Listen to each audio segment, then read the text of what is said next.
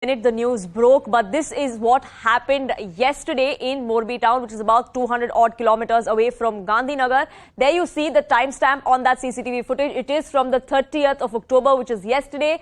6:32 p.m. is when this actually happens. Look at this bridge. There you see several people standing on that suspension bridge, most of whom are perhaps tourists wanting to visit this place just 4 days after it opened up. There are some people that are trying to move those suspension cables. It's a suspension bridge. They perhaps did this for joy without realizing that there was substandard work that was in play, which is why the cables did not withstand the weight of the people that were on that particular bridge. It gives way completely. There you see those cables are still hanging by on one side and the other side then gives way. There you have it. There are some people that are trying to move this particular suspension bridge. Unfortunately for them, little did they realize that the bridge will actually give way, because there you have it.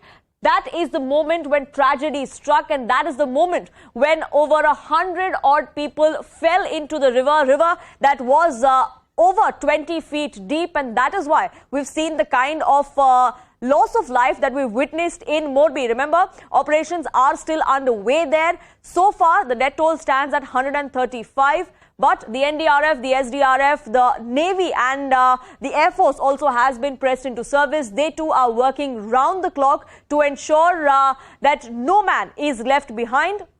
Innocent lives lost there, Siddhant. And even as we bring the moment of when it actually happened, the horror that has now been caught on camera, this is going to be crucial piece of evidence in determining whether or not, while the renovation and repair work happened of this particular bridge, the kind of work that was done by this contractor was substandard or not.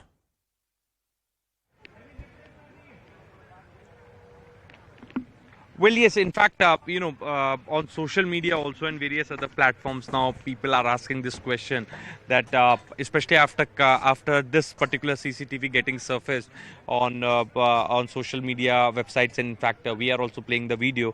People are asking that is government and police going to blame contractors anymore for the tragedy?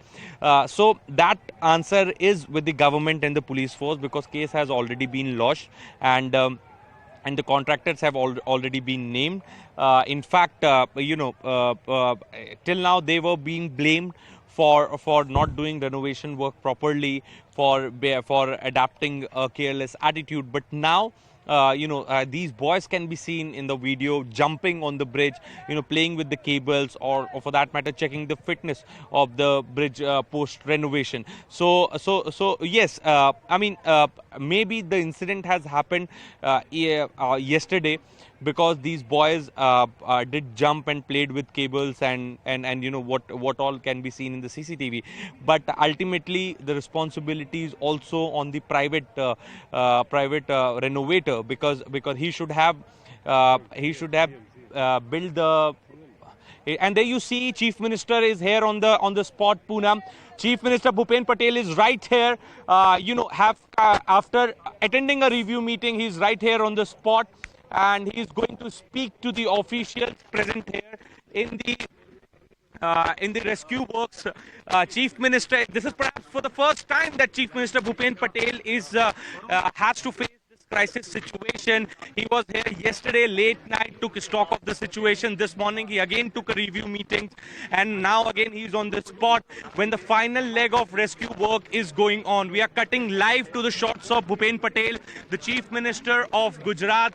He is here surrounded with the officials, have come here to take stock of the entire situation. We'll try to take his reaction on this entire tragedy. What does he has to say when CCTV is out, when FIR has already been lodged? What does he has to say on this entire tragedy?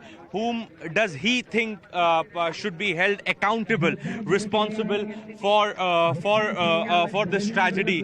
Now let's speak to CM. Now he's taking briefing from the senior officials of the police force, and in fact the rescue teams are also briefing him. Bhupendra Patel comes from a very humble background, understands the pain of the common man, and also understands that how difficult it is, for a common man to survive on a daily basis. And this is perhaps the reason that this connect is something which is very special in Mr. Bhupendra Patel. And right now he is speaking to Harsh Sanghvi, the Home Minister, and he's taking the briefing. And yesterday also, I mean, the way he made it to Rajkot in a short time, and then he took review meetings. He also ordered SIT. He made sure that the officers from various districts of Gujarat report to Rajkot district by 2 a.m. so that the SIT work can get started.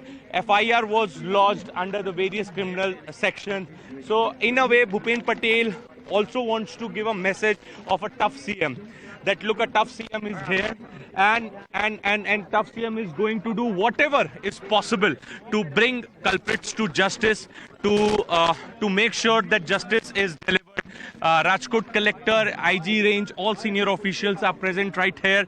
We'll try to take words also, and we'll try and look. CM is camping. Like this is a very rare sight where CM, Home Minister are camping and taking review of the entire rescue operations that are being carried out. Mr. Harsh Sanghvi, Home Minister, was here since last night. Now CM has arrived. He is also here sitting with him. And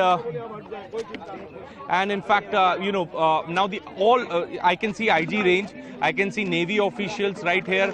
Rajkot DM is here. So all the senior officials are going to brief the CM, and CM is going to take the review meeting right here on the spot. What is happening, because it is a very challenging moment for him. Since he has become the CM, this is perhaps for the first time that this kind of a crisis situation has come up, where people have lost their lives, innocent people have lost their lives due to the carelessness of a private company. So he is here to assure people, to speak to people. In fact, he did visit the hospital also. So now the NDRF chief has also come to meet Chief Minister. He is being briefed by Navy. He is being told by the Navy officials that most of the patch underground has been cleared, and nothing suspicious is being found anymore, and they are going to end the rescue operation soon. So this is the briefing that he is getting right now on this spot. The Navy captain from the Indian Navy, Shrikant, if I am not wrong, is briefing the Chief Minister. He is giving full details about the rescue operation that have been going on since last 14 to 15 hours, and CM is silently listening to the officials because he knows what he has to do. He has already done what he wanted to do. So he's quite content, and he is quite satisfied with the steps that him and his government has taken in the last 14 hours. And in fact, we have been told that this is perhaps for the first time in the history that the ex gratia amount is going to get deposited into the accounts of the deceased family members and the victim family members within 24 hours. So this is what the sources are telling us. So such level of swiftness, such level of implementation, execution is very rare to be seen. And Bhupendra Patel, the Chief Minister, has once again, has shown it that even in a crisis situation, he can be seen as a decisive leader who can take state forward, who can stand with his own people, and who can take tough decisions. The way officers of the SIT were asked to report to Rajkot yesterday at 2 a.m. in the night shows the strict and the stern manner of the CM, and the seriousness both at the party level and at the government level, that with the seriousness that this entire issue is being handled. Back to you.